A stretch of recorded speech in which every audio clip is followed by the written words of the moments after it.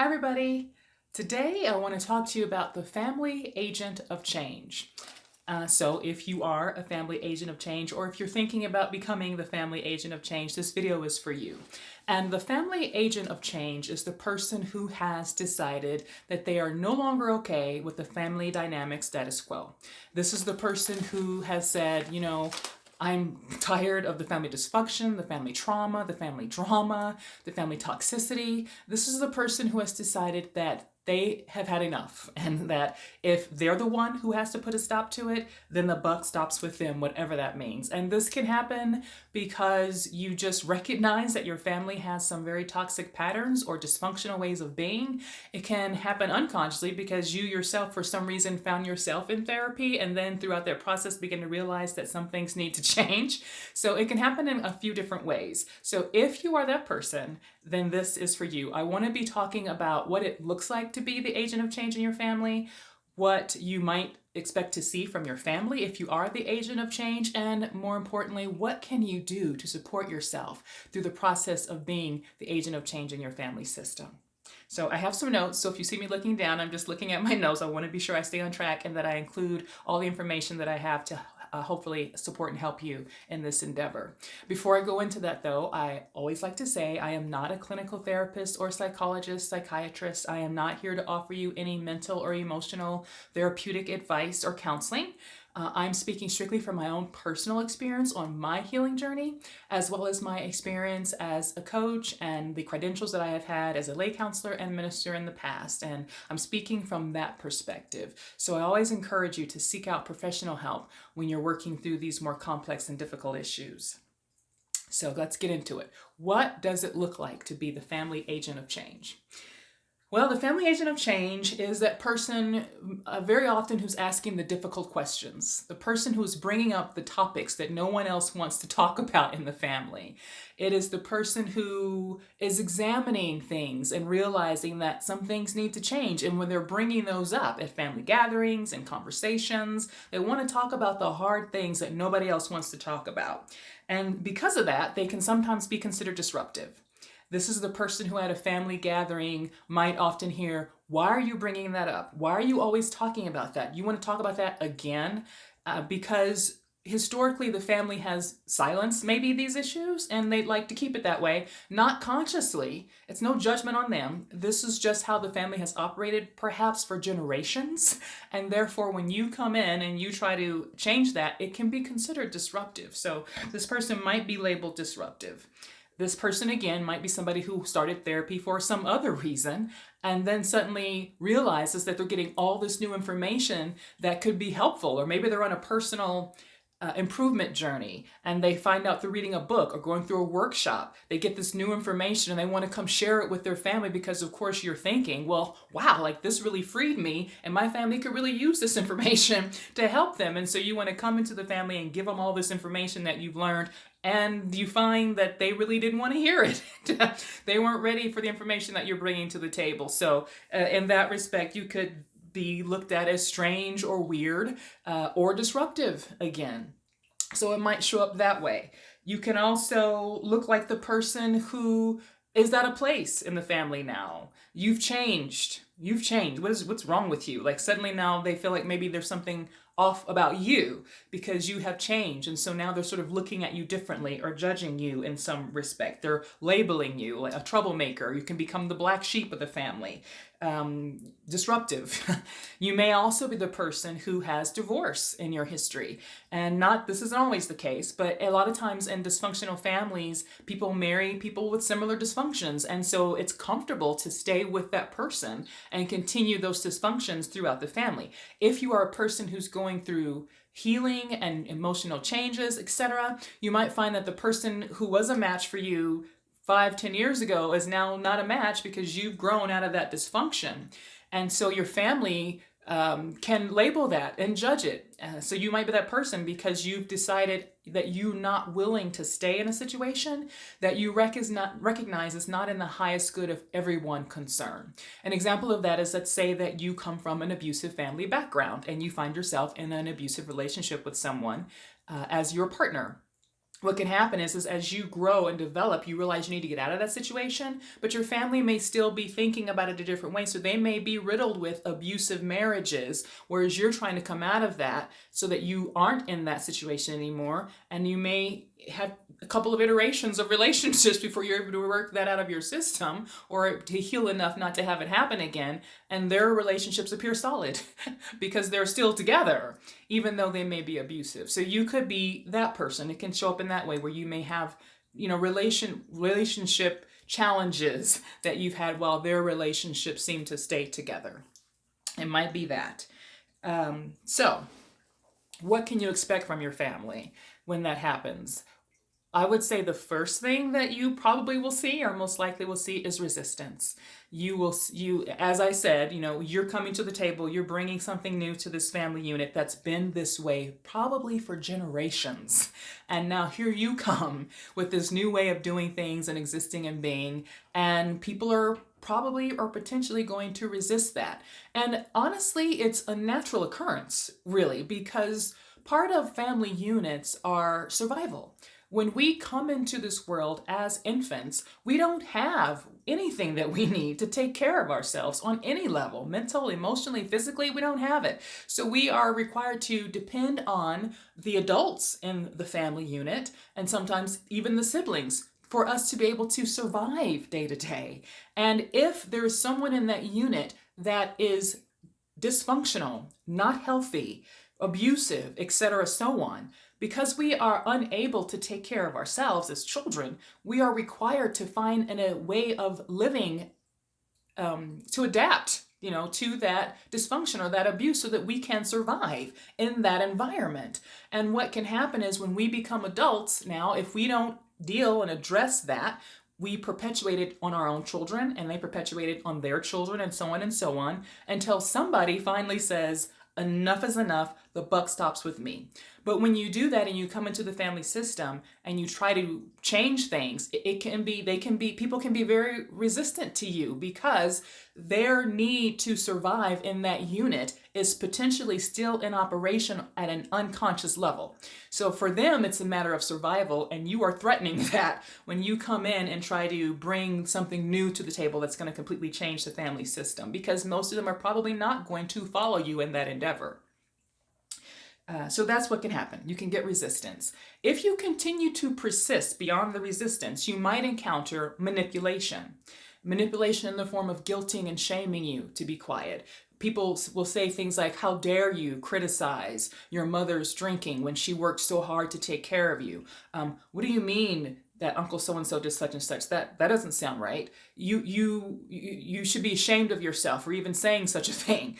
People will try to guilt and shame you back into silence. They might try to intimidate you. If you keep bringing that up, I'm not going to talk to you anymore. There are different ways that the family might unconsciously try to manipulate you into going back into the ways of being that you were doing before so that the family can continue on without this disruption. So you could encounter that. If you continue on, even beyond that, you may full out just get rejected altogether. So what can happen is you stop getting invited to family gatherings, right? You can find that people don't want to talk to you, or they stonewall you, or give you the silent treatment, stop talking to you, stop dealing with you at all. You can find that things like that can begin to happen if you haven't already decided to distance yourself from the family unit and you just keep trying to push, this new way of being. It could end up in you being rejected. And in my experience, I have found that the deeper the trauma that you're trying to address with your family, the more likely you are probably to be completely cut off from them altogether if you keep trying to bring it up. Because again, they are operating off of generational ways of being, deeply embedded, deeply ingrained, and they are probably still functioning out of a space of unconscious or need to survive in that situation. So these are some of the things that could happen. And I want to say, and stop here and just say, that's why if you are the agent of change, you really should be commended. It is really difficult work, and you are going against years and generations of existence and ways of being that have been in place and deeply ingrained for a really long time. So it is a really courageous and brave thing if you are the person who has decided to do that. So I just want to take a second and commend you for that, because maybe nobody else is doing that right now and you need to hear it. So if you're doing this, I'm standing behind you, and I just want you to know that it is a really brave and courageous thing. And thank you on behalf of your family if they can't thank you, and your future generations for taking that stance. All right, so what else can it look like?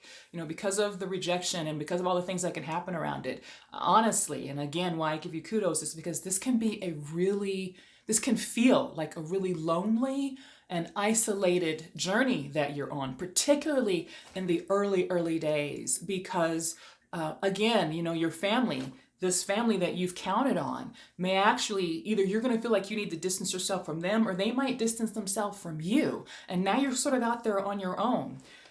Add to that, that I find that your external family relationships very often are just an extension of the family relationship. So, like I said earlier, if you come from an abusive family, you will very likely end up in an abusive marriage or with an abusive partner.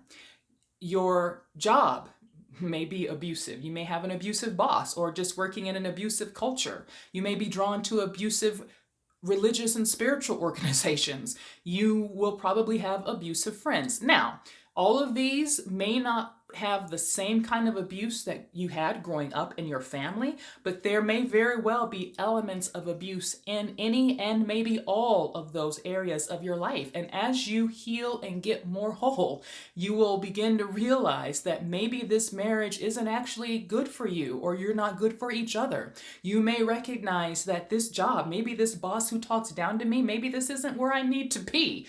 Or perhaps my friends really aren't as good of friends as I thought they were. I might need new friends. And so you can find yourself in the very early stages in particular, feeling very, very much alone in this endeavor to be the agent of change. And so because of that, and the reason for that is just because you don't fit in anymore.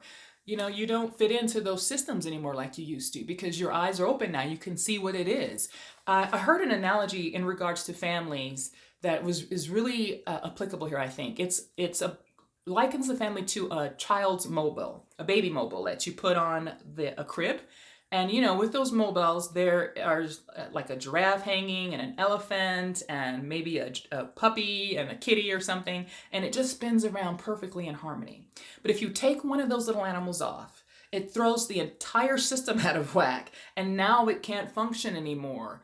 And so the reason that this can be isolating and lonely is because if you're not willing, at your family's best attempts, to line back up, to make that mobile work again, their only option is to distance themselves, and sometimes your only option is to distance yourself too in those situations so that you can continue to heal. You don't fit in anymore. And you might not fit in, as I said, in any of those other areas anymore either. And so now it can feel very isolating and very lonely. I like to address this from all aspects: spiritual, mental, physical, emotional, all of that, practical. So from a practical standpoint, get a good support system around you. Get a therapist, get somebody who can help you, get into a good support group. And I say therapist specifically because once that whole system's been disrupted, then what was your support system before may very well be greatly decreased, if not completely obliterated. If you have someone who's a professional, who is an external party in the situation, they can help you maintain your help you maintain a balanced perspective on what's happening. Part of the reason this is important is because during this process, you can find yourself experiencing a great deal of self-doubt. You can find yourself questioning whether or not you're actually doing the right thing, because everybody else around you may be looking at you like there's something wrong with you, or they may be trying to guilt and blame and shame you into falling back into those old patterns and ways of being. And having somebody outside to help you see what's really going on will be very useful. One of the things that can happen in dysfunctional families when you're growing up is this thing called gaslighting. And I don't even want to use that word, but I feel like it's important to bring up. It's become kind of a buzzword. So I feel kind of reluctant, but I do feel like it's important to talk about. And gaslighting essentially is when someone is trying to discount your experience. They're trying to get you to believe that something that happened to you did not happen, or that it did not happen to the extent that you know that it happened. And so it can be you're coming into a family situation and saying to one or several family members, hey, this happened to me and we need to talk about it. And their response could be something as gentle as, are you sure that's how that went down? Because I don't really remember it that way. Or it could be all out just saying, that never happened. It just didn't happen. It could be anywhere on that spectrum. And if you are groomed that way throughout the course of your childhood, then when you become an adult and you're able to start figuring some things out for yourself and getting the help you need, you can find yourself gaslighting yourself because it's a learned behavior pattern at this point. So even if they don't out and out gaslight you, you can find yourself saying something, and if you get any resistance at all, you might initiate the gaslighting in your own mind against your own self and begin to question the reality of what actually happened to you. Having somebody outside of the situation can really help you maintain the balance and perspective on the reality of what actually occurred to you. So I highly encourage that. Like I said, a good support group. That way, if you do lose your friends and associates, that might be a good place to start building new, healthier relationships with people so that you can be able to continue in your healing journey. Also, I suggest things like, where's my notes? Oh, yeah, yes. Workshops, classes. There are workshops that are offered that you can take as you feel led to take them. Classes, books, of course, always great. Videos that you can watch. Above all else, ask your inner wisdom, ask the divine, whatever that means to you. In my experience, this old adage is true. When the student is ready, the teacher will appear. It has happened in my life more times than I can count. So just asking for the right direction, the right people, the right resources to come to you to help you to be able to get through this time. Certainly from a practical standpoint, with the history that I have a lot of resources. If I can be of assistance to you in any way, I will most definitely be fine with that in as much as I can be. So yes, ask. I want to say this too. As you're going through this process, I encourage you to release the expectation that your family is going to be able to hear you, to understand you, to support you, to validate you, just to love you through this. Just release that expectation. I encourage you, because probably they won't be able to do that. They most likely don't have the capacity at this point to be able to do that for you. And you know what? In some cases, you can have that. And when you can, it is great. It is great. It is a blessing. It is a wonderful thing. In the early days, though, you may be the only one. You may be the only one. And so it is going to be better for you to probably just release the expectation that they're going to be able to be there for you and just get that external support system set up outside of that so that you will have that to fall back on, because you're going to need that. It is possible that in the future they may be able to come around you and support you, or some of them might be able to. Maybe they're see you after several years and notice how well you're doing and notice that they're still going through the same stuff, and perhaps they're going to go, wow, that person's life looks really great. What are they doing? Maybe I need to find out actually what's going on. So that can happen, and then you can have somebody with you to help talk through some of that history of your family and how you're going to get through it. In the early days, however, that is not likely. So I would just encourage you, for your own emotional well-being, to just release the expectation that they're going to be able to do and be there for you in that way. It'll really probably help you in that regard. What can you do from a spiritual perspective? Spirituality throughout this process can be a huge help for you. It can provide you with so much refreshment and relief, because doing this work brings a lot of pressure. There's a reason that most of the people in your life will probably not join you on this path in your family, because it is grueling work. It is difficult. It brings pressure, and quite frankly, it can be very painful. That's just a fact. I'm not going to sugarcoat that. It can be all of that. And having a good spiritual practice to support you can be really, really beneficial. So I encourage you to avail yourself of all the spiritual gifts that are available. I use everything because I need everything, but I would encourage you to avail yourself to that. Utilize energy healings if you're comfortable with that and that resonates with you. Those can be very useful, but even a good body massage from the right person who understands how to move that energy through your body can also be very useful. It can be good to just meditate, whether that means sitting with yourself and just being in that space of understanding and comforting and showing yourself compassion, or if it's meditating on spiritual text of some kind to get a deeper understanding and revelation of what that word is speaking to you in that moment that can provide you with the refreshment that you need at that time as you're going through this process. You can also use prayer. Prayer is a good way to help you through moving through some of this.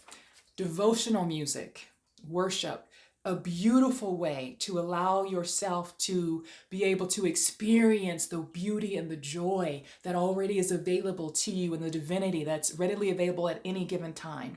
Devotional music is a fantastic way to refresh you throughout the course of this journey.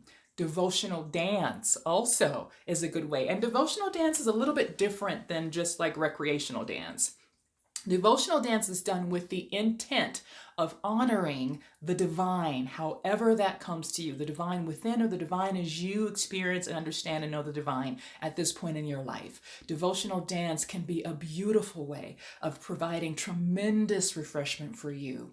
And of course, the point of the refreshment is so that you can continue on with the work, because it is deep work, but that refreshment allows you, it's sort of like when you're running a race. You know, if you've ever watched somebody run a marathon, or if you've run a marathon yourself, there is a point in the race where they have these checkpoints where you can stop and get water or Gatorade or wipe your face or whatever you need to do, and you chug that water, you take that Gatorade, you wipe things off, you throw it aside, and you don't sit down, you keep running, right? So the point of the refreshment is for you to keep going. Now, I'm not saying that miracles don't happen. I have been fortunate. I have seen some tremendous miracles in my life where I have struggled with something on a mental or emotional level, and even physical. And the divine stepped in and it was obliterated from my life and it never returned. That can happen. I want to tell you, though, that that doesn't happen for most people. So if it happens, that's wonderful and that's great. And if it does happen, doesn't mean it's going to happen every single time. In my experience, more often than not, those moments of contact or experiencing the divinity is to refresh us so that we can continue to do the work and move on in the process that we are in as being that agent of change in our family and for our own life as well. So I want to encourage you to move forward with it, get the refreshment, but keep going. Don't stop.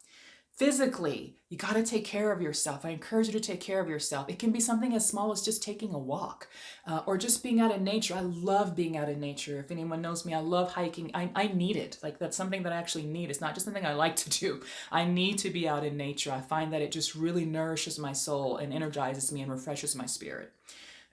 Yoga, also a good thing that you can do that can help your body. Going to the gym, just going to do a workout, do a Zumba class, just doing something to keep your body moving. One of the things that can happen when you're processing this very difficult stuff is that you don't feel like doing anything physically. And this is the time when you actually really need to keep those practices going. So I encourage you to find something physical to do or to maintain the physicality that you're already doing. Dance. Again, I love dance. Great way to continue to help you with your body supporting through this process. Singing is another actual physical activity that you can do. Doesn't matter how you sound, right? Like, we don't all sound the same. We can all sing, though. So it's just another way to help bring a lot of joy and levity to your life. Also, running, as we talked about, running is another good one. And eating is important. Paying attention to your body and feeding it what it is telling you it needs for that time. For me, sometimes when I'm processing really, really deep stuff, my body wants to eat something lighter, so I'll resort to eating lighter foods. But much to my surprise, there have also been times when I've been processing deep things and my body has wanted heavier foods, like lots of meat, which I'm not historically a big meat eater, or sugary foods. Now, certainly, if food is something that has been a challenge for you in the past, you want to make sure you've got the right safeguards around you, the right support system around you, so that you can maintain the right boundaries for yourself that you need to be able to help yourself and support yourself in the best way as you're going through this process. So those are some of the things you can do on a physical level. Now that I've mentioned all of that stuff that you can do, I also want to mention this very, very important thing: rest.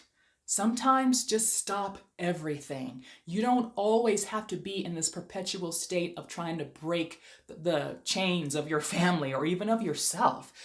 This work is difficult and it is grueling, and there may be times where you just need to stop and take a break. Maybe you need to binge watch Netflix. Maybe you need to just sit on the couch and do nothing. Maybe you need to just get away and just not think about any of it for a period of time. Yes, at some point, I encourage you to, when you start to feel overwhelmed, there are times when it's just going to be best for you just to stop for a minute and give yourself a break. You know, if you're doing this and it begins to becomes a means of you beating up on yourself, it's time to take a break and just take a break from that. So listen to yourself very carefully in that respect. I hope that this information has been helpful to you, or maybe somebody you know and you love and care about. If so, please share this information. Hit like, hit subscribe so that you can get notified when I post other things that are going to be coming in the future. You can also connect with me on Instagram at Lori.Livinspired. That's Livinspired. I also have a website, www.livinspired.com. Again, Livinspired. And I have a Facebook page, Livinspired Healing Arts. You can follow me there as well. So I hope this has been something that you can use. And while you're going through this process, my hope is that you will always remember the beauty and wonder and infinite love that you already are.